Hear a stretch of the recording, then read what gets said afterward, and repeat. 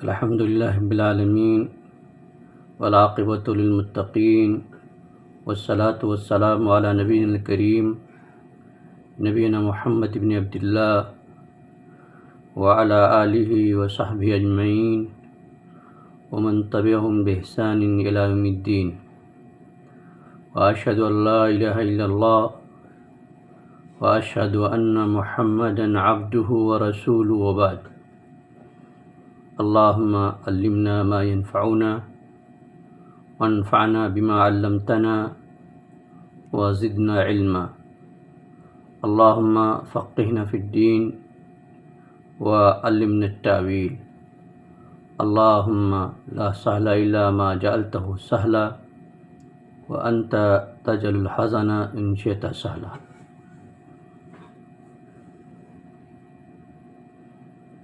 آج کے درس میں انشاءاللہ ہم سورۃ القلم کے بارے میں پڑھیں گے۔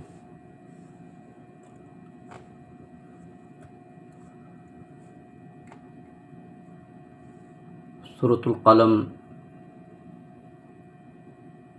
مکی سورتوں میں سے ایک سورہ ہے اور مکی اور مدنی کی تعریف کرتے ہوئے علماء تفسیر نے جو بیان کیا ہے، مکی ان سورتوں کو کہتے ہیں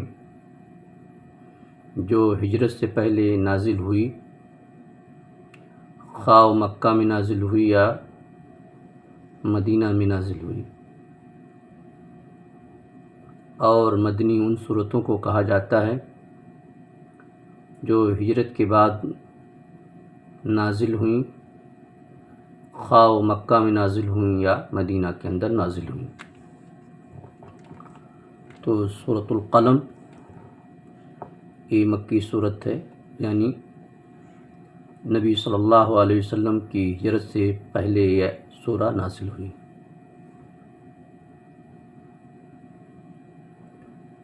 اور مکی صورتوں میں کئی باتیں ایسی ہیں جو نمایاں ہیں۔ ان میں سے پہلی بات کہ توحید پر بہت فوکس کیا جاتا ہے۔ دوسرا، رسول اللہ صلی اللہ علیہ وسلم کو دلاسا دیا جاتا ہے بہت سی کہانیوں کے ذریعہ جو پہلے کی امتیں تھیں اور نافرمانی کی بنا پر ہلاک ہو گئیں اور انہوں نے اپنے انبیاء کے ساتھ جو بدسلوکیاں کی۔ اس آیت کے اندر بھی توحید کی بات کہی گئی ہے اور نبی صلی اللہ علیہ وسلم کو دوسرے انبیاء کے قصے کے ذریعہ ایک طرح سے دلاسا دلایا گیا ہے۔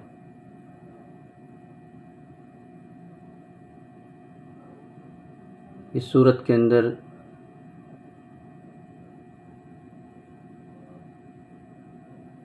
نبی صلی اللہ علیہ وسلم کی اخلاقیات، ان کے بلند کردار اور ان کے مخالفین و معاندین کی جانب اشارہ کیا گیا ہے۔ اس صورت کے اندر ایک مومن کی کہانی ذکر کی گئی ہے جو اللہ رب العالمین نے اسے دیا تھا تو خود اپنے لیے اور اللہ کے راہ میں خرچ کیا کرتا تھا۔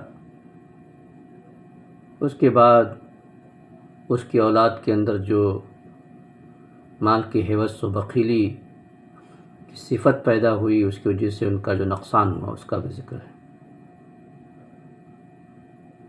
پھر یہ کافروں کے اپنے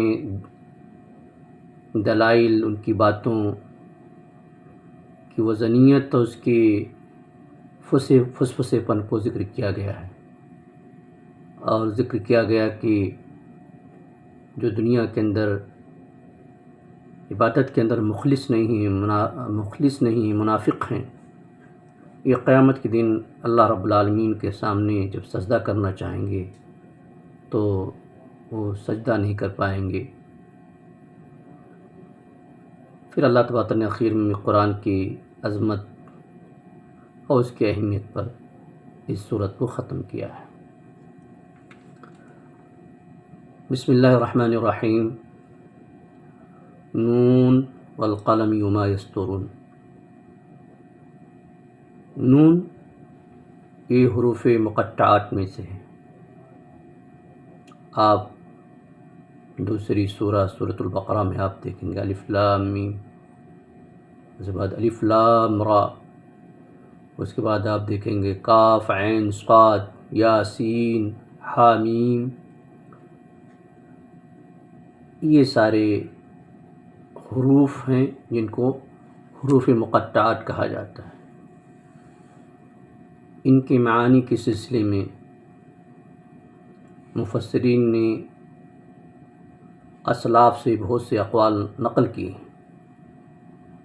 لیکن صحیح بات یہ ہے کہ ان کا صحیح معنی اور مفہوم صرف اللہ رب العالمین کو معلوم ہے اور اس کے سوا کسی کو نہیں معلوم ہے۔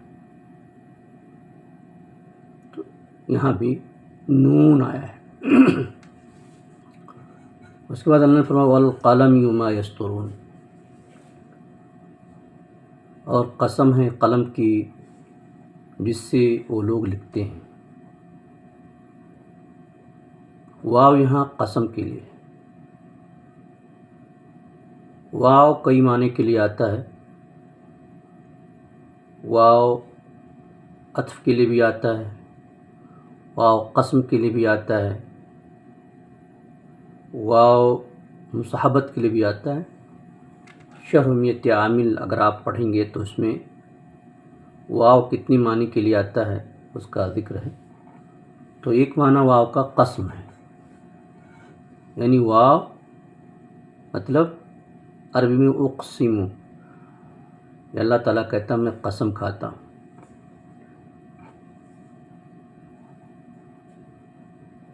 والقلم، میں قلم کی قسم کھاتا ہوں۔ ایک نقطہ یہاں یہ ہے، کیا قلم مخلوق ہے یا اللہ رب العالمین کی صفات میں سے ہے؟ کیونکہ اللہ رب العالمین کے نام، اس کی صفات کے سوا کسی اور کی قسم کھانا غیر اللہ کی قسم کھانے کے مترادف ہے، اور غیر اللہ کی قسم کھانا یہ شرک اصغر ہے۔ تو کیا قلم اللہ تعالیٰ کی صفات میں سے ہے یا قلم اللہ کی مخلوق ہے؟ قلم اللہ کی مخلوق ہے۔ تو جب قلم اللہ کی مخلوق ہے تو اللہ تبارک تعالیٰ کیوں قسم کھا رہا ہے قلم کی؟ اس کا جواب یہ ہے، اللہ رب العالمین کی سوا قسم کھانا جائز نہیں ہے، لیکن اللہ تبارک تعالیٰ اپنی مخلوق کی قسم کھا سکتا ہے، اور جب اللہ تعالیٰ اپنی مخلوق کی قسم کھاتا ہے تو اس کے پیچھے ایک مقصد ہوتا ہے، اس مخلوق کی عظمت بیان کرنا۔ اللہ تبارک تعالیٰ نے قلم کی قسم کھائی، اللہ تبارک تعالیٰ نے اوقات میں سے اوقات کے حصوں کی قسم کھائی، والعصر والفجر والضحیٰ واللیل۔ تو اللہ تبارک تعالیٰ اپنی مخلوق کی قسم کھاتا ہے اس کی عظمت کے لیے۔ تو والقلم قسم ہے قلم کی، وما یسطرون اور اس چیز کی جو لوگ لکھتے ہیں۔ سطرہ سطورن لکھنا، یستر وہ لکھتا ہے، یسترون وہ لکھتے ہیں۔ تو قسم ہے قلم کی اور جو لکھتے ہیں۔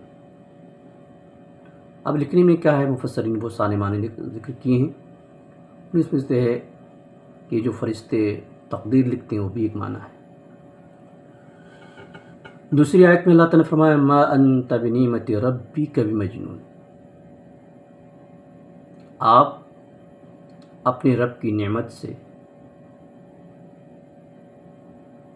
اپنے رب کے فضل سے مجنون نہیں ہیں، پاگل نہیں ہیں۔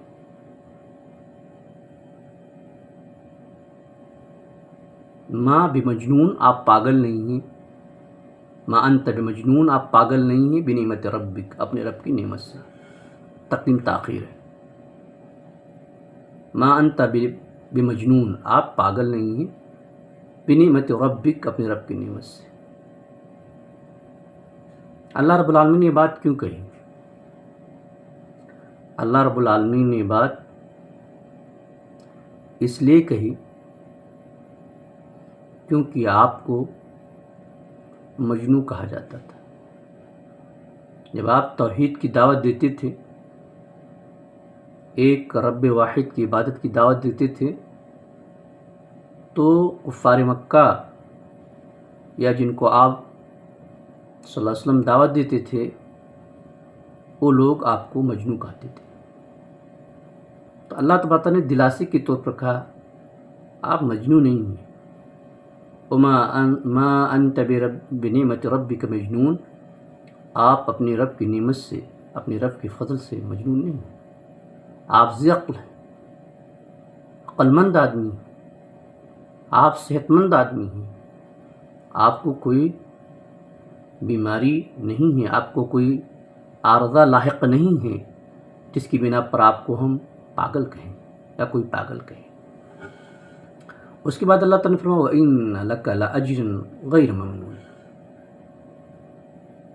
وَإِنَّ لَكَ، اور بے شک آپ کے لیے، لَأَجْرًا، البتہ اجر ہے، بدلہ ہے، غیر ممنون، بغیر کسی احسان کے، یا ایک قول کے مطابق کہ ختم نہ کیا جانے والا، جو ختم نہیں ہو سکتا ہے، یعنی لا زوال اجر، بے انتہا اجر ہے، بے انتہا اجر ہے، اس اجر کے اندر کبھی کٹوتی نہیں ہو سکتی، اس کا خاتمہ نہیں ہو سکتا۔ تو آپ پاگل بھی نہیں ہیں، اور آپ کو اللہ تعالیٰ بہت اجر دے گا، جو اجر ختم ہونے والا نہیں ہے۔ وَإِنَّكَ لَعَلَىٰ خُلُقٍ عَظِيمٍ، اور آپ اخلاق کے بلند معیار پر ہیں، آپ اخلاق کے بلند معیار پر ہیں، یعنی جہاں اخلاق کی انتہا ہے، جہاں اخلاق صفت کی آخری منزل ہے، آپ صلی اللہ علیہ وسلم کو اللہ تعالیٰ فرما رہا ہے کہ آپ وہاں فائز ہیں۔ اس لیے بخاری کے اندر روایت ہے کہ اماں عائشہ رضی اللہ تعالیٰ عنہ سے جب پوچھا گیا کہ آپ کا اخلاق کیسا تھا، تو آپ کہتے تھے آپ کا اخلاق قرآن کی طرح تھا۔ اور نبی صلی اللہ علیہ وسلم کی زندگی آپ پڑھیے تو آپ کا اخلاق نمایاں صفت کے طور پر سب کے سامنے آیا ہو جائے۔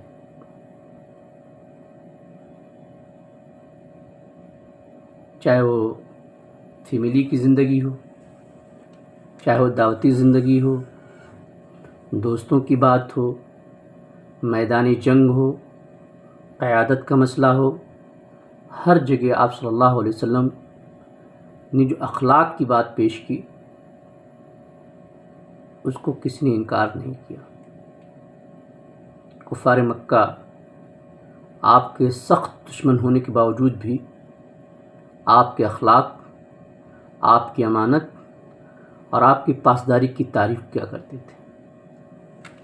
تو اللہ تعالیٰ نے فرمایا وَإِنَّكَ لَعَلَىٰ خُلُقٍ عَظِيمٍ، آپ اخلاق کے بلند مرتبے پر ہیں۔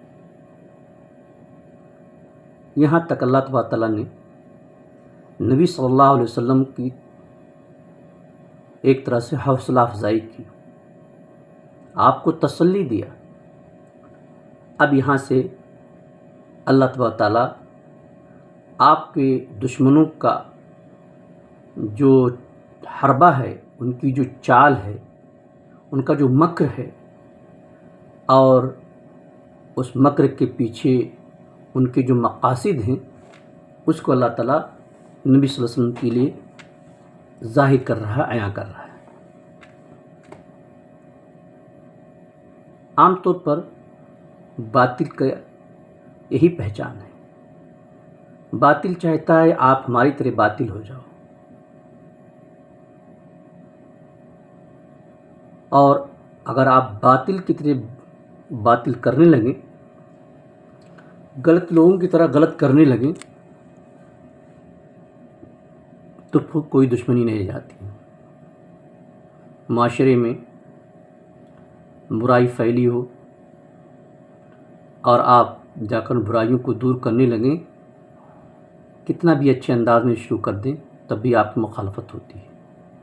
لیکن آپ ان برائیوں کا حصہ بن جائیں تو کوئی آپ کو برا نہیں کہے گا۔ یہ جبلتیں ہیں انسان کی۔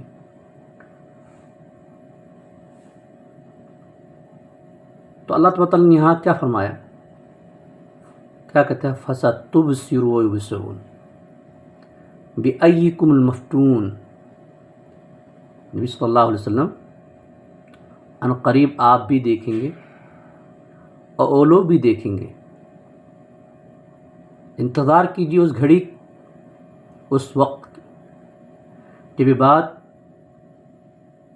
دودھ اور پانی کی طرح، دو چار کی طرح، سورج کی اجالے کی طرح عیاں ہو جائے گا کہ کون فتنے میں پڑا ہوا ہے اور کون فتنے سے محفوظ ہے۔ فَسَتُبْصِرُ وَيُبْصِرُونَ، ان قریب آپ بھی دیکھ لیں گے اور یہ لوگ بھی دیکھ لیں گے۔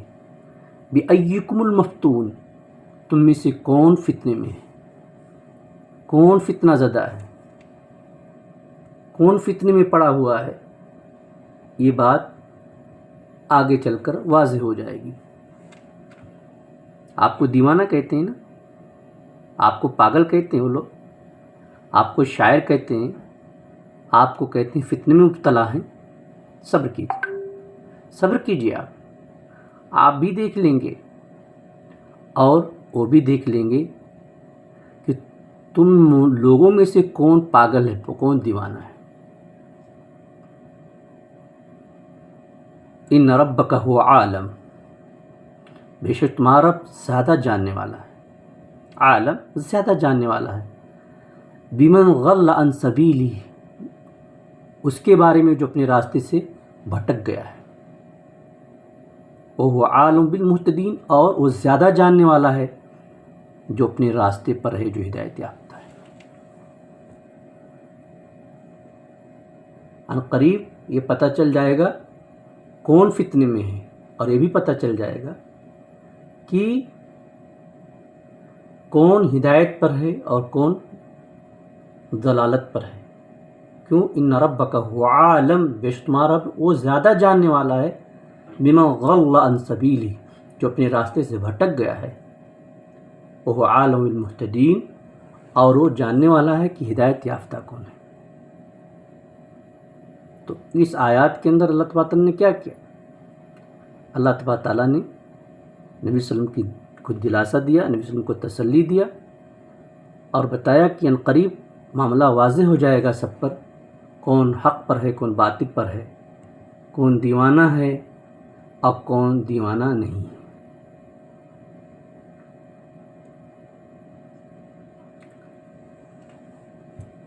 اس کے بعد اللہ تعالیٰ نے آپ کو ہمت دیا، آپ کو سپورٹ کیا، آپ کی رہنمائی کی۔ کیا کی؟ فلا تطع المکذبین ودوا لو تدہنوا فیدہنون۔ فلا تطع المکذبین ودوا لو تدہنوا فیدہنون ولا تطع کل حلاف مہین حماز مشاء بنمیم مناع للخیر معتد اثیم عتل بعد ذلک زنیم۔ ان کان ذا مال وبنین اذا تتلی علیہ آیاتنا قال اساطیر الاولین سنسمہ الخرطوم۔ آیت نمبر 8 سے لے کر آیت نمبر 16 تک اللہ تبارک تعالیٰ نے کیا کہا ہے؟ نمبر 1، آپ صلی اللہ علیہ وسلم نے اللہ تبارک تعالیٰ نے نبی صلی اللہ علیہ وسلم کو کیا فرمایا؟ آپ کبھی جھوٹے لوگوں کا ساتھ نہیں دینا، ناحق لوگوں کے ساتھ نہیں چلنا، کیونکہ یہی تو ان کا منشا ہی ہے، مقصد ہے کہ آپ ان کے ساتھ ہو جاؤ تو آپ کے ساتھ ہو جائیں گے۔ سورہ کافرون میں کیا ہے؟ قل یا ایھا الکافرون لا اعبد ما تعبدون ولا انتم عابدون ما اعبد ولا انا عابد ما عبدتم۔ اے کافر، نبی صلی اللہ علیہ وسلم آپ کہہ دیجیے، اے کافرو، میں اس کی عبادت نہیں کرنے والا ہوں جس کی تم عبادت کر رہے ہو، اور نہ تم اس رب کی بات کرنے والوں جس کی میں کر رہا ہوں۔ کیونکہ کفار مکہ یہ آپ کے لیے آفر پیش کیے تھے کہ اگر آپ ہمارے بتوں کو مان لو تو ہم آپ کے رب کو مان لیتے ہیں، یعنی آپ ہمارے بتوں کے تئیں، ہمارے دین کے تئیں نرمی اختیار کر لیجیے تو ہم بھی آپ کے لیے نرمی اختیار کر لیں گے۔ تو اللہ تبارک تعالیٰ نے اس آیت کے اندر اس طرح اشارہ کیا کہ آپ کا ایسا نہیں کرنا، نہ تو جھوٹوں کے ساتھ ہونا اور نہ اپنے مشن میں نرمی اختیار کرنا۔ پھر اللہ تبارک تعالیٰ نے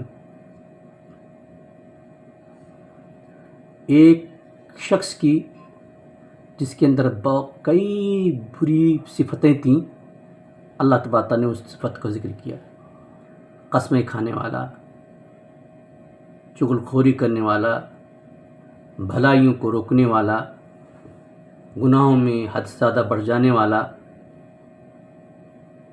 اجڑ اور مجہول النسب، یہ سب قبیح صفتیں ہیں، بری صفتیں ہیں۔ اور ایک صفت ذکر کیا کہ مال والا۔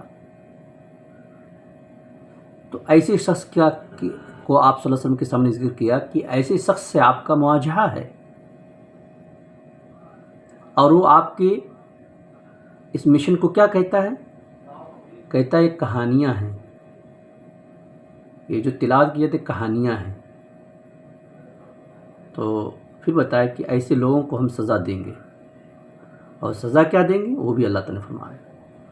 تو یہاں اللہ تعالیٰ نے باطل کا ساتھ نہ دینے، حق کے معاملے میں نرمی نہ کرنے، کسی شرپسند کی سرپسندی کا حصہ نہ بننے کے بارے میں نبی صلی اللہ علیہ وسلم کی رہنمائی کی ہے، اور انجام بتایا ہے کہ جو شخص ایسا کر رہا ہے اس کا ہم انجام کیا کرنے والے ہیں۔ تو اللہ تعالیٰ کیا فرماتا ہے؟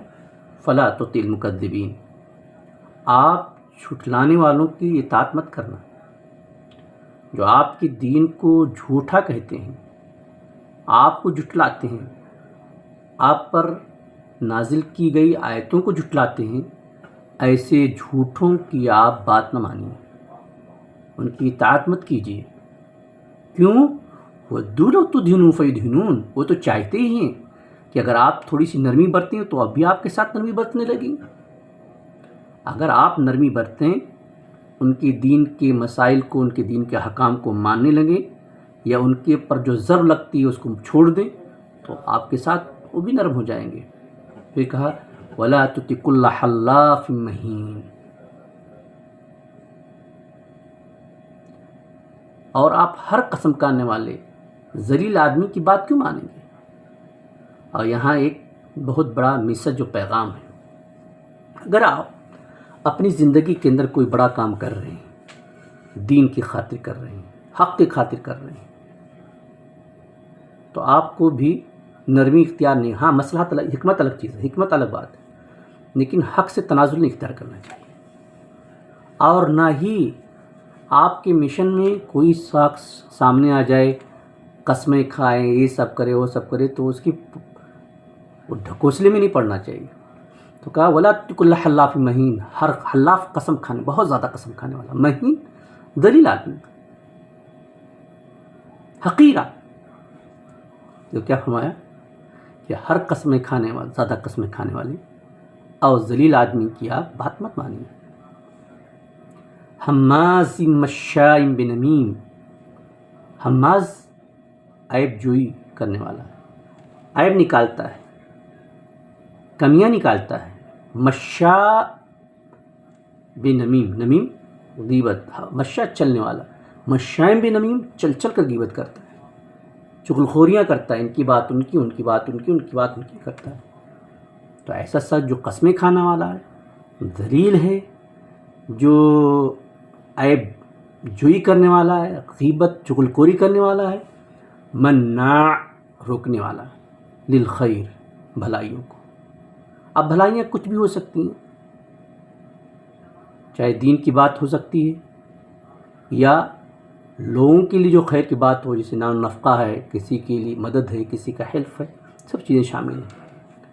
مناع للخیر جو بھلائیوں کو روکنے والا ہے، معتد حد سے زیادہ بڑھ جانے والا ہے، اثیم گنہگار ہے، حد سے بڑھ جانے والا گنہگار، یعنی گناہوں میں حد سے زیادہ بڑھ جانے والا ہے۔ عتل، اور کیا ہے؟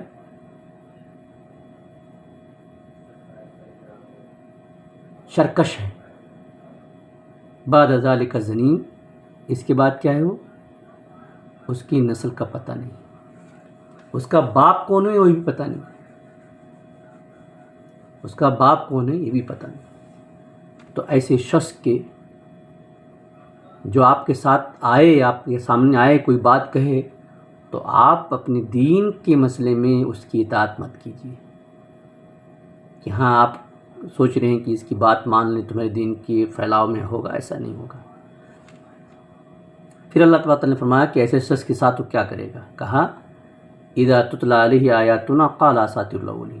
یہ ظالم شخص کیا کرتا ہے؟ جب اس پر قرآن کی آیتیں، یعنی ہماری آیتیں، قرآن کی آیتیں تلاوت کی جاتی ہیں، اذا تتلی جب تلاوت کی جاتی ہیں، علیہ اس پر، آیاتنا ہماری آیتیں، قال کہتا ہے اساطیر الاولین، اساطیر جمع اسطورہ کی، کہانی، اولین یہ اول کی جمع ہے، پہلے کے لوگ، یعنی کہتا ہے یہ تو پہلے کے لوگوں کی کہانیاں ہیں۔ کیونکہ قرآن نے جو قصے بیان کیے، آدم علیہ السلام کا قصہ بیان کیا، نوح علیہ السلام کا قصہ بیان کیا، ہود کا قصہ بیان کیا، صالح علیہ السلام کا قصہ بیان کیا، لوط علیہ السلام کا قصہ بیان کیا، اور بہت سارے قصے بیان کیے۔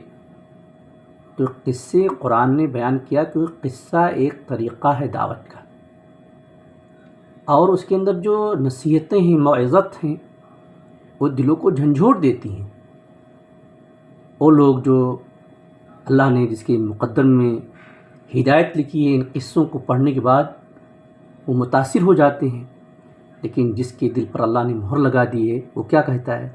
یہ تو پہلے لوگوں کی کہانیاں ہیں۔ جی پہلے لوگوں کی کہانیاں ہیں، لیکن کہانیوں کو بیان کرنے کا ایک سبب ہے، ایک حکمت ہے، لیکن یہ کہانیاں حقیقت ہیں جو قرآن اس کی بات کر رہا ہے۔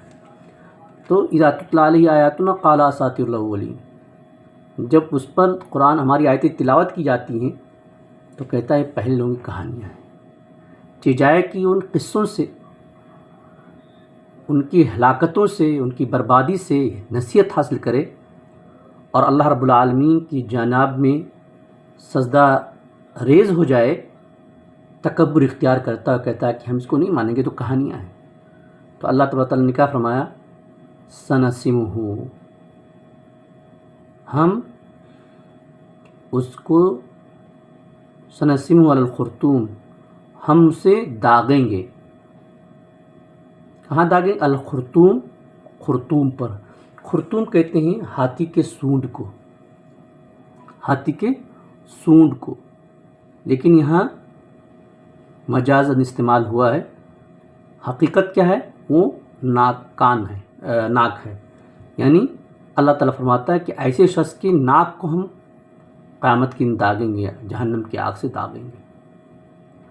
تو ان آیات کے اندر اللہ رب العالمین نے نبی صلی اللہ علیہ وسلم کو باطل پرستوں کی اطاعت اور ان کی باتوں کو ماننے سے منع کیا ہے۔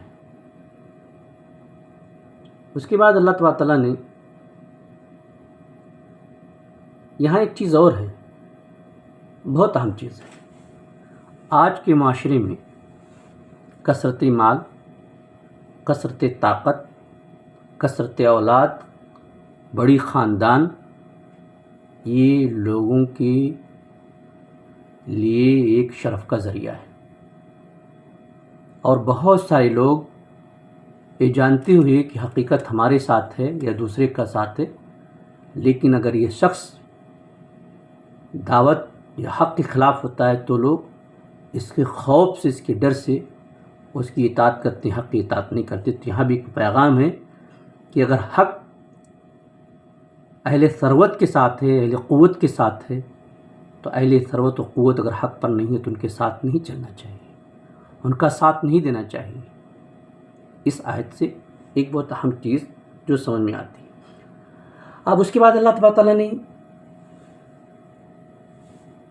ایک واقعہ ذکر کیا ہے، اور وہ واقعہ میں نے بتایا ہے ذکر کرنے کے پیچھے اللہ رب العالمین کی حکمت ہے۔ وہ واقعہ کیا ہے؟ ملک یمن میں ایک آدمی رہا کرتا تھا، اس نے اپنی زندگی کا ایک دستور بنایا تھا کہ اس کی کھیتی یا اس کے باغات سے جو پھل یا غلے نکلتے تھے اپنی ضرورت بھر کر روکتا تھا، اور بقیہ غریب، مسکین، فقراء و اللہ کے راہ میں وہ خرچ کر دیتا تھا۔ اس کا انتقال ہو گیا، اس کے بچے اس کی پراپرٹی کے مالک ہوئے، تو ان کو یہ بات بڑی عجیب لگی، کیونکہ ان کے باپ کی ترجیح آخرت تھی، ان کی ترجیح دنیا بنی۔ میرا باپ بڑا عجیب تھا، یہ تو مسکینوں، غریبوں، فقیروں میں سب تقسیم کر دیتا تھا، ہم تو ایسا نہیں کرنے والے۔ تو لوگوں نے پلان بنایا کہ اگر دن میں چلو گے کھیت کاٹنے کے لیے یا پھل توڑنے کے لیے تو فقیر مسکین سب پہنچ جائیں گے، اور چونکہ ہمارے ابا دیتے تھے پہلے تو ہمیں بھی دینا پڑے گا، تو اس سے بہتر ہے کہ پھٹے چلو، ایک دم صبح صبح چلو، اس وقت نہ تو کوئی مسکین آئے گا اور نہ کوئی غریب مانگنے والا آئے گا، اور ہم اپنے لیے کھیتی کاٹ لیں گے۔ تو دو خامیاں تھیں، ایک خامیاں تو ایک تھی ان کی نیت بدنیت ہو گئی، اور دوسرا ان لوگوں نے انشاءاللہ نہیں کہا۔ تو اپنے پلان کے مطابق وہ جاتے ہیں، دیکھتے ہیں کھیتی تو پہلے سے کٹی ہوئی ہے، نیت خراب تھی، تو اللہ تعالیٰ نے اس کو بدلہ بھی ایسے دے دیا۔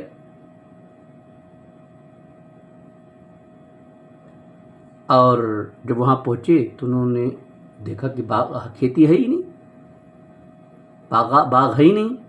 تو پہلے تو ان کو لگا کہ ہم لوگ راستہ ہی بھول گئے، لیکن اور نشانات وغیرہ جب دیکھے تو یقین ہو گیا، نہیں نشان تو بتاتے ہیں کہ جگہ وہی ہے، لیکن ہم محروم ہو گئے۔ اب آپس میں وہ بھائی ایک دوسرے سے گفتگو کرنے لگے، تو چھوٹے والے نے کہا کہ ہم نے کہا نہیں تھا کہ اللہ کی تسبیح بیان کرو۔ پھر جب ان کو احساس ہو گیا کہ ہم نے غلط کیا ہے تو اللہ تبارک تعالیٰ کی طرف رجوع کیے اور توبہ استغفار کرنے لگے۔ تو اس واقعے کے اندر یہ باتیں بتائی گئی ہیں، اور در حقیقت اس آیت کے اندر اس واقعات کے بتانے کا مقصد یہ ہے کہ دنیا کی زندگی کی حقیقت بتائی گئی ہے اور آخرت کی زندگی کی اہمیت دی گئی ہے، اور دوسری یہ کہ بندہ جتنا اللہ رب العالمین سے ربط میں رہے گا اتنا اللہ تعالیٰ اس کے ساتھ دنیا و آخرت میں بھلائی کرتا ہے۔ تو فرمایا اللہ تعالیٰ انا بلوناہم کما بلونا اصحاب الجنہ، ہم نے ان کو آزمایا جیسا کہ ہم نے باغ والوں کو آزمایا تھا۔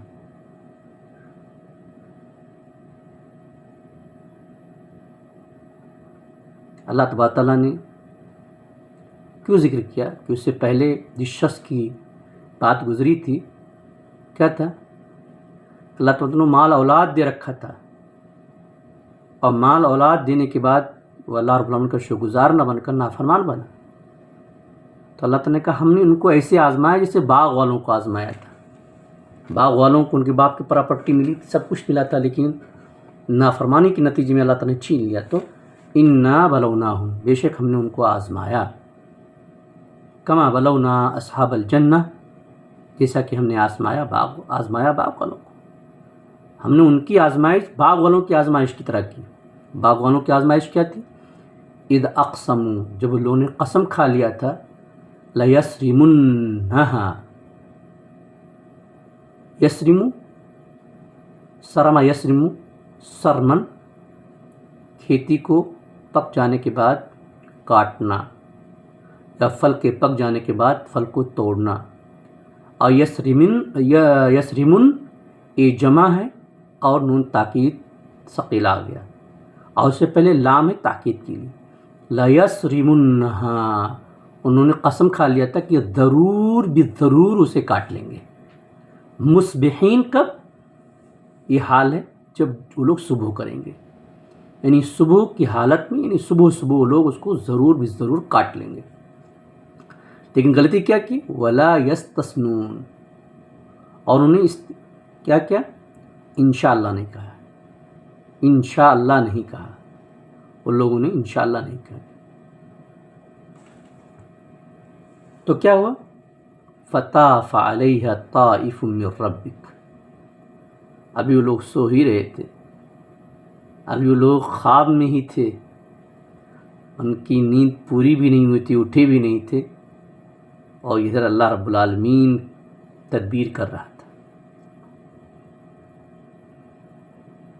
کتنا انسان نادان ہے، اپنے کو کتنا زیادہ اسمارٹ سمجھ لیتا ہے کہ اللہ تبارک تعالیٰ کی نافرمانی کرتا ہے، اس کو خوف نہیں ہوتا ہے۔ بہرحال تو فطاف علیہ طائف من ربک وہم نائمون، تو اس پر ایک چکر لگانے والا چکر لگاتا ہے۔ طافہ یطوف طوفاناً، چکر لگانا، اور طائف کہتے ہیں ہر اس آدمی کو جو رات میں چلتا ہو، رات میں چکر لگاتا ہو۔ فطاف علیہ طائف من ربک وہم نائمون، تو ان کی کھیتی پر یا ان کے باغ پہ رات ہی میں ایک چکر لگانے والے نے چکر لگایا، وہم نائمون، اور وہ لوگ سب سو رہے تھے۔ فاصبحت کالسریم، اصبح یہ افعال ناقصہ میں سے ہے، صبح کیا، کالسریم، تو باغ اس حال میں صبح کیا، صبح ہوئی اس حالت میں، کالسریم، سرم کہتے ہیں کٹا ہوا، سریم مسروم کے معنی میں ہے کٹا ہوا، یعنی وہ باغ ایسا ہو گیا جسے کٹا ہوا ہو، اس کے پھل توڑ لیے گئے ہوں یا اس کو جلا دیا گیا ہو۔ فانطلقوا وهم فتنادوا مصبحین، ابھی تو ان کو پتہ نہیں تھا کہ رات میں کیا ہو گیا۔ فتنادوا مصبحین، اب صبح کیا، تنادین آپس میں ایک دوسرے کو آواز دینا، مصبحین یہ حال ہے صبح کرتے ہوئے، وہ صبح کر رہے ہیں اور ایک دوسرے کو پکار رہے ہیں، تو صبح ایک دوسرے کو پکار رہے ہیں، آواز دے رہے ہیں، کیا آواز دے رہے ہیں؟ آنے غدو، ارے چلو، غدا یغدو، غدون صبح نکلنا، آنے غدو علی حرثکم، تم صبح نکلو اپنی کھیتی پر، اپنی کھیتی کی جانب، ان کنتم صارمین، صارم مفرد ہے، جمع صارمون، اور یہاں یہ خبر کانا کی خبر اس لیے منصوب ہے کہ انغدوا علی حرثکم، تم نکلو اپنی کھیتی پر، کھیتی کی طرف، ان کنتم صارمین، اگر تم اسے کاٹنا چاہتے ہو۔ فانطلقوا، انطلاقا نکلنا، فانطلقوا وہ لوگ چلے، وہم یتخافتون، تخافت یتخافت تخافتن، قدم کی آواز کو چھپانا، یعنی ایسے قدم رکھنا کہ کوئی بھاپ نہ پائے کہ کوئی جا رہا ہے، آہٹ نہ ملے، دب کے پاؤں چلنا، آواز پاؤں کی کسی کو سنائی نہ دے۔ فانطلقوا وهم يتخافتون، تو چلے اور اپنی چاپ کو، اپنے قدموں کی آواز کو چھپا رہے تھے۔ کیوں؟ من کا بھیدی کیا تھا ان کا؟ اللہ يدخلنها اليوم، اللہ نفی ہے، یدخل فعل مضارع داخل ہونا، یدخلن جمع اور نون ثقیل آ گیا کہ آج کے دن ضرور بالضرور داخل نہ ہو. اللہ یدخلن الیوم علیکم، آج کے دن تم پر کوئی داخل نہ ہو، یعنی آج کے دن تم پر کوئی فقیر و مسکین نہ آ سکے. اللہ یدخلن علیکم مسکین، کوئی مسکین آج کے دن تم پر نہ کھیتی پر نہ آ سکے، کھیتی پر آج کے دن کوئی مسکین نہ آ سکے، راتوں رات چلو کاٹتے ہیں. وغدوا علی حرد قادرین، اور وہ صبح نکلے اس طور پر کہ وہ اس کو روکنے پر قادر ہے، یعنی اب کوئی مسکین پر نہیں آ سکتا، ان کے باغ پر نہیں آ سکتا. وغدوا علی حرد، اور صبح کی اس بات پر قدرت رکھتے ہوئے کہ کوئی مسکین حاضر نہیں ہوگا. فلما رأوها، اور جب انہوں نے دیکھا، کس کو؟ اپنے باغ کو دیکھا، قالوا انا لضالون، کہنے لگے ہم تو گمراہ ہو گئے، یعنی ہم راستہ بھول گئے، بھٹک گئے. بل نحن محرومون، کہا نہیں راستہ تو نہیں بھولے، نشانات دیکھے تو کہا نہیں راستہ نہیں بھولے ہیں، بلکہ ہم محروم کر دیے گئے،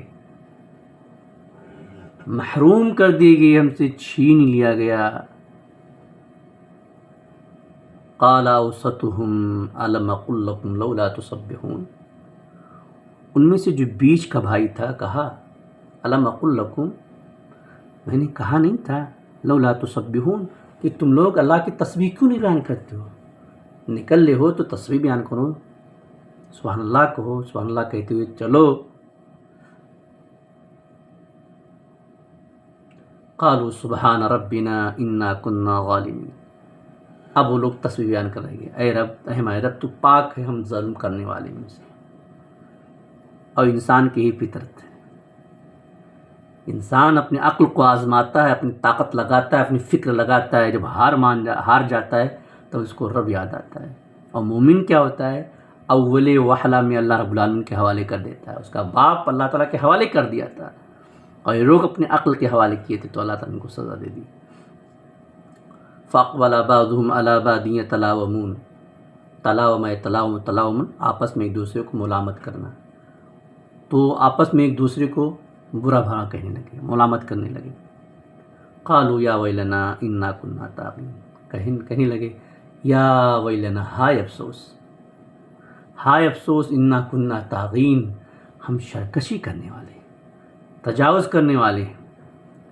عسى ربنا ان يبدلنا خيرا منها، عسى امید ہے ہمارا رب ہمارے لیے بدل دے، خیرا منها، اس سے بہتر، ہمیں امید ہے کہ ہمارا رب ہمیں اس سے بہتر دے دے. انا الى ربنا لمنقلبون، انا الى ربنا راغبون، ہم اپنی رب کی طرف رغبت کرنے والے ہیں، اس سے توبہ کرنے والے ہیں، اس کی طرف لوٹنے والے ہیں. یہاں ایک قصہ بیان کیا، یہ قصہ ایک تمثیل تھی، ایک مثال تھا. کس کے لیے؟ ایک سزا کے لیے. سزا کیا تھی؟ کذالک العذاب، اور ایسے ہی قیامت کا عذاب ہے، ایسے ہی عذاب ہوتا ہے. ولعذاب الآخرۃ اکبر، اور آخرت کا عذاب بہت بڑا ہے. لو کانوا یعلمون، اگر لوگ جان جائیں. یعنی ہر سرکشی کی انتہا ایک عذاب ہے. جس طرح باغ والوں نے سرکشی کی تو عذاب کیا ملا؟ باغ بھسم ہو گیا. تو ایسے ہر سرکشی کا انتہا عذاب ہے، اور سب سے بڑا عذاب کیا ہے؟ جہنم ہے، اگر لوگ جان لیں. تو اس قصے کے ذریعہ اللہ تبارک تعالیٰ نے یہ بیان کیا کہ جو لوگ سرکشی کر رہے ہیں تو سرکشی کرنے والوں کا انجام برا ہوتا ہے. دنیا میں بھی ان کو عذاب ملتا ہے، آخرت میں عذاب ملتا ہے۔ اور مثال دیا باغ والوں کو شرک سے کیے تو ان کو اس کا عذاب ملا، اور آخرت میں بھی ان کو عذاب ملے اگر توبہ نہیں کرتے تو۔ اس کے بعد اللہ تبارک تعالیٰ نے آگے چل کر کے سوال کیا۔ کیا سوال کیا کہ دیکھیے ہمارے نیک بندے ہیں،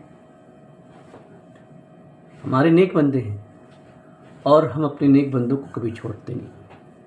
تو اللہ تبارک تعالیٰ نے یہاں سے ان للمتقین عند ربہم جنات النعیم سے فلیاتوا بشرکائہم ان کانوا صادقین تک کچھ اہم باتیں بتائی۔ پہلی بات تو یہ بتائی کہ جو لوگ دنیا میں تقوی اختیار کرتے ہیں ان کے لیے جزا ہے، اور وہ جزا ان کو مل کر رہے گا۔ دوسری بات، ایک متقی اور ایک کافر دونوں برابر نہیں ہو سکتے، دونوں کے درجات الگ الگ ہیں۔ اور تیسری بات اللہ تعالیٰ نے فرمایا کہ کفار مکہ جو مومنوں پر تہمتیں لگاتے ہیں یا کوئی بات کہتے ہیں تو اس بات کا ان کے پاس کوئی پروف ہے کہ اپنے آپ کہتے ہیں، بلا پروف بات کرتے ہیں۔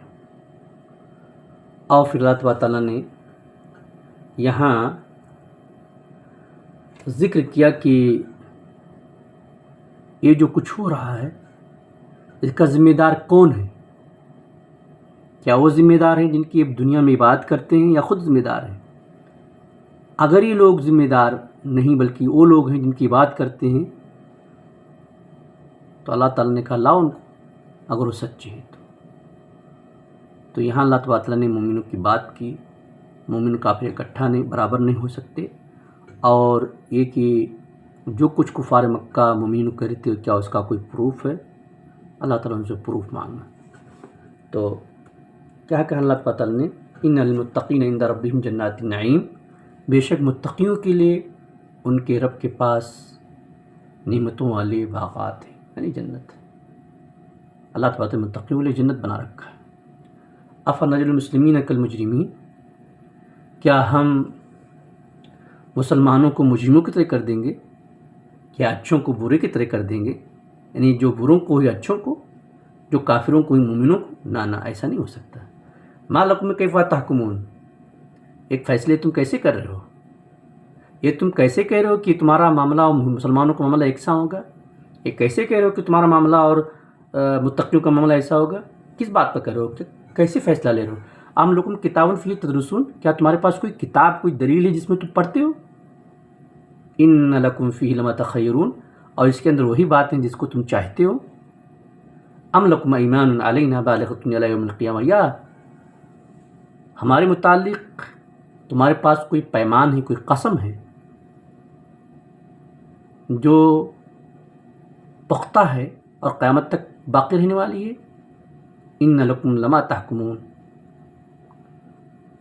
کہ تمہارے لیے وہی ہوگا جو تم چاہتے ہو، جس کا تم فیصلہ کرتے ہو؟ ایسا نہیں ہوگا۔ سلہم ایہم بذالک زعیم، ان سے پوچھیے، نبی صلی اللہ علیہ وسلم سے پوچھیے کہ اس کا ضامن کون ہے، اس کی ضمانت لینے والا کون ہے؟ ان لوگوں میں سے کوئی ہے؟ ام لہم شرکاء، یا ان کا کوئی شریک ہے؟ فلیاتوا بشرکائہم ان کانوا صادقین، تو اپنے شرکا کو لائیں اگر وہ سچے ہیں۔ تو اللہ تعالیٰ نے فیصلہ کر دیا کہ مومن کافر اکٹھا نہیں ہو سکتے، اور جو تمہارے خیالی پلاؤ ہیں کہ تم جیسے چاہتے ہو ویسے ہمارے ساتھ ہوگا، مومنوں کے ساتھ ہوگا، ایسا نہیں ہے۔ بے بنیاد بات مت کرو، بے بنیاد باتیں مت کرو۔ کسی بات کے لیے بنیاد چاہیے۔ یہاں ایک میسج یہ بھی ہے کہ ہمیں بلا دلیل گفتگو نہیں کرنا چاہیے کسی مسئلے کے اندر۔ اب یہاں سے اللہ تعالیٰ نے یہاں قیامت کا منظر کھینچا ہے۔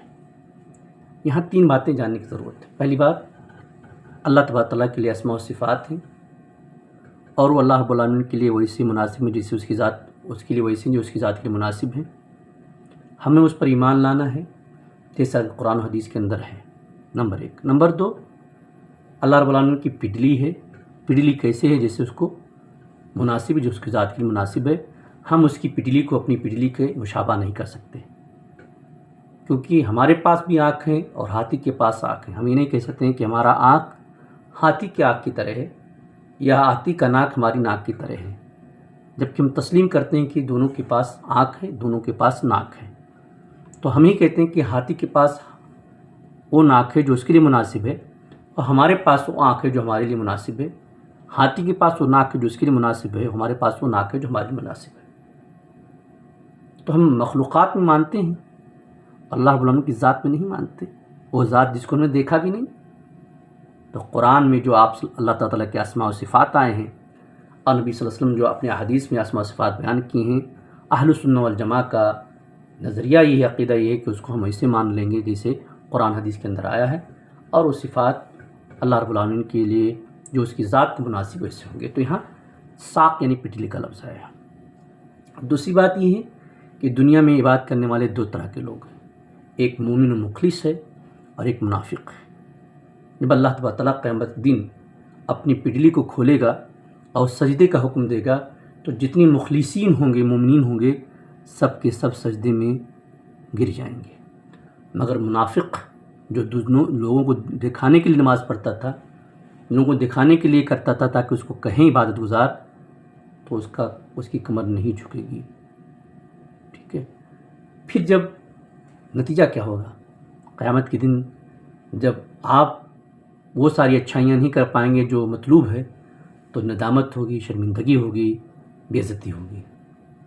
تو اللہ تعالیٰ نے اس کو کھینچا ہے، یوم یکشف عن ساق ویدعون الی السجود فلا یستطیعون، جس دن پٹلی کھول دی جائے گی، اللہ رب العالمین اپنے پٹلی کو کھول دے گا، ویدعون الی السجود، اور لوگوں کو سجدے کے لیے بلایا جائے گا، فلا یستطیعون، تو جو منافق ہو گئے وہ سجدے کی طاقت نہیں رکھیں گے، سجدہ نہیں کر پائیں گے۔ خاشیتاً ابصارہم، خاشیتاً جھکی ہوں گی ابصار، ان کی نگاہیں جھکی ہوں گی، ترحقہم ذلہ، اور وہ ذلیل ہو رہے ہوں گے، ان کو ذلت چھائی ہوئی ہوگی۔ قد کانوا یدعون الی السجود وہم سالمون، انہیں سجدے کی دعوت دی جائے گی اور وہ نہیں کر پائیں گے، سالم ہوں گے، کھڑے ہوں گے، اکڑے ہوں گے ان کے بدن، وہ نہیں سجدہ کر پائیں گے۔ تو اس آیت سے پتہ چلتا ہے کہ اگر ہم دنیا کے اندر مخلص ہیں تبھی ہماری عبادت کل قیامت کے دن کام آئے گی، اور اگر مخلص نہیں ہیں تو کل ہماری عبادت ہمارے لیے کام نہیں آئے گی۔ مخلص ہیں تو اللہ تعالیٰ کے لیے عبادت ہے، اور اگر ریاکار ہیں تو ان کے لیے جن کے لیے کر رہے تھے، اور وہ قیامت کے دن کوئی کام نہیں آ سکتا۔ اللہ تبارک تعالیٰ، اللہ کے رسول نے ایک حدیث قدسی میں فرمایا کہ ہم تمام شریکوں کی شرک سے بے نیاز ہیں، تمام شریکوں کی شرک سے بے نیاز ہیں۔ اس لیے ریاکاری سے بچنا چاہیے، ریاکاری بہت خطرناک چیز ہے۔ اس کے بعد کے آیات میں اللہ رب العالمین نے کہا فَذَرْنِي وَمَن يُكَذِّبُ بِهَذَا الْحَدِيثِ سَنَسْتَدْرِجُهُم مِّنْ حَيْثُ لَا يَعْلَمُونَ۔ اب اللہ تبارک تعالیٰ نے یہاں سے اپنی جلال، اپنی عظمت، اپنی گرفت کا تذکرہ کیا ہے۔ کیا فرمایا کہ دیکھو ہم نے انہیں ہدایت کے لیے نبی دیا، ہدایت کے لیے قرآن دیا، اور وہ نبی ان کو، ان کی پہلی امتوں کو، ان کی ہلاکتوں کو بتا بتا کر ان کو دعوت دے رہا ہے، مگر یہ ہدایت، مگر یہ نہیں سن رہے ہیں، نہیں مان رہے ہیں، اوپر سے حجت کر رہے ہیں۔ تو ایسے لوگوں کو سنو، ان کو چھوڑ دو، ان کو چھوڑ دو، ہم ان کو انجام تک پہنچا دیں گے۔ ہم ان کو تھوڑی سی مہلت دے رہے ہیں تو سمجھتے ہیں کہ ہم ان کو گرفتار نہیں کریں گے۔ تو پہلی بات تو یہ ہے کہ اللہ تبارک تعالیٰ ظالم کو فوراً اس کے ظلم کا بدلہ نہیں دیتا ہے، اس کو مہلت دیتا ہے، ہو سکتا ہے اب توبہ کر لے، اب توبہ کر لے، اب توبہ کر لے، اور جب توبہ نہیں کرتا ہے تو اللہ تعالیٰ اس کو ہلاک کر دیتا ہے، اس کو سزا دیتا ہے۔ ٹھیک ہے، اور دوسری چیز کیا ہے کہ اللہ تبارک تعالیٰ نے اس میں نبی صلی اللہ علیہ وسلم کو صبر کرنے کی تلقین کی ہے، اور مثال دیا کہ آپ صبر کرو۔ آپ سے پہلے ایک نبی تھے، ہود، صاحب ہود یعنی یونس علیہ السلام، یونس متا، آپ ان کی طرح نہ ہو جاؤ۔ تو آپ اللہ تعالیٰ نے نبی صلی اللہ علیہ وسلم کو صبر کرنے کی توفیق دی۔ پھر بتایا کہ صبر کا انجام بہتر ہوتا ہے، اور بے صبری کا انجام اچھا نہیں ہوتا ہے۔ پھر اللہ تعالیٰ نے فرمایا کہ اگر یونس علیہ السلام پر میں رحم نہیں کرتا تو ان کی بے صبری کی وجہ سے انہیں بہت نقصان پہنچ جاتا ہے۔ اور پھر اللہ تبارک تعالیٰ نے اس میں بتایا کہ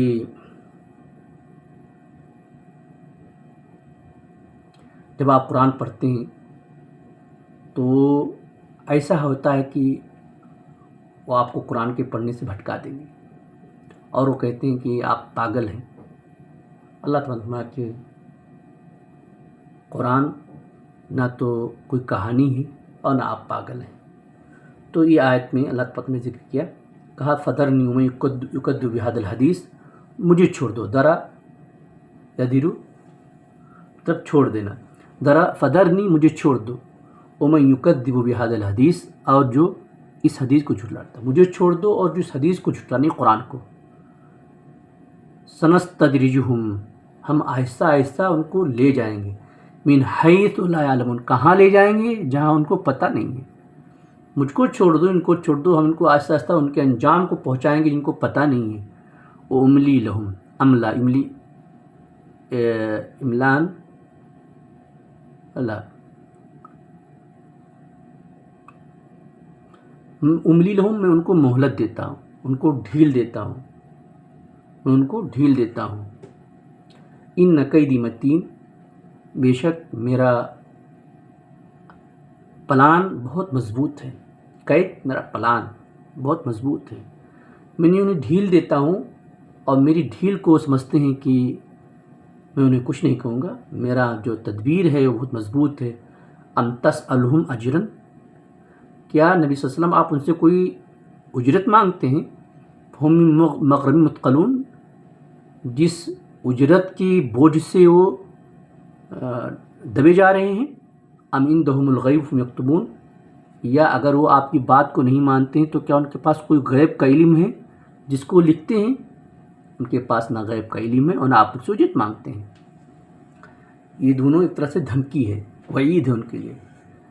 پھر اللہ تبارک تعالیٰ نے کہا فاصبر لحکم ربک، اے نبی صلی اللہ علیہ وسلم آپ اپنے رب کے حکم کے لیے صبر کیجیے، ولا تکن کصاحب الحوت، اور آپ مچھلی والے کی طرح نہ ہو جائیے۔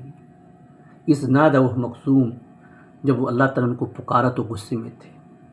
یونس علیہ السلام کی قوم نے جب یونس علیہ السلام کی بات نہیں مانی تو یہ غصے سے اپنی بستی سے نکل گئے۔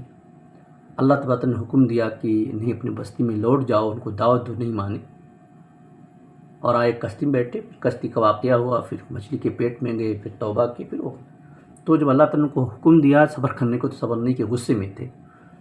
تو اللہ نے لولا ان تدارکہ نعمۃ من ربہ لنبذ بالعراء وہو مذموم، اگر اللہ کی نعمت ان کو ڈھانپ نہ لیتی، ان کو پکڑ، ان کو اپنے دامن میں نہ لے لیتی تو وہ چٹیل میدان میں پھینک دیے گئے ہوتے، نبیدہ پھینک دیے ہوئے تھے، بالعراء چٹیل میدان میں، وہ مذموم اور وہ مذموم ہوتے، برے ہوتے۔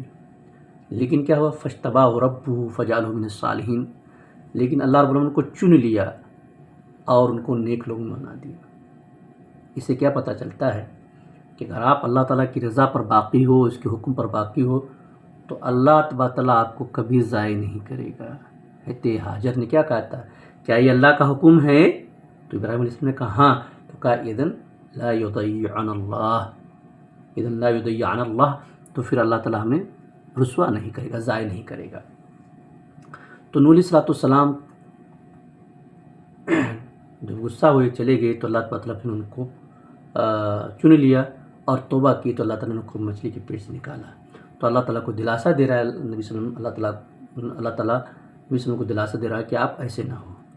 وَإِن يَكَادُ الَّذِينَ كَفَرُوا لَيُزْلِقُونَكَ بِأَبْصَارِهِمْ لَمَّا سَمِعُوا الذِّكْرَ، اور قریب ہے وہ لوگ جو انہوں نے کفر کیا، جب وہ ذکر کو سنتے ہیں تو ایسا لگتا ہے کہ وہ آپ کو اپنی نظروں سے پھسلا دیں گے،